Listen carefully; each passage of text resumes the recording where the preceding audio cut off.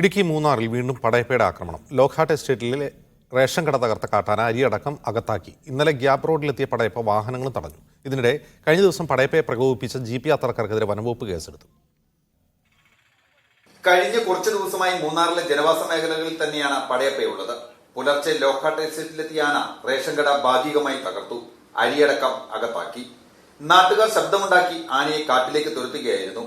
ഇന്നലെ ഗ്യാപ് റോഡിലെത്തിയ പടയപ്പ വാഹനങ്ങളും തടഞ്ഞിരുന്നു.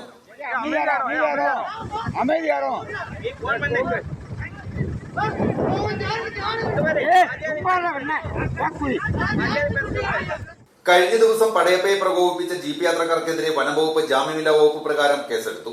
ഉത്സവാഘോഷത്തിനായി ചൊക്കനാട്ടിലെത്തിയ വട്ടക്കാട് സ്വദേശികളാണ് പ്രകോപനമുണ്ടാക്കിയത്. ഇവരുടെ ജീപ്പും കസ്റ്റഡിയിലെടുത്തിട്ടുണ്ട്. തുടർച്ചയായി ജനവാസ മേഖലയിലെത്തുന്ന പടയപ്പയെ ഉൾക്കാട്ടിലേക്ക് തുരത്തണമെന്നാണ് പ്രദേശവാസികളുടെ ആവശ്യം.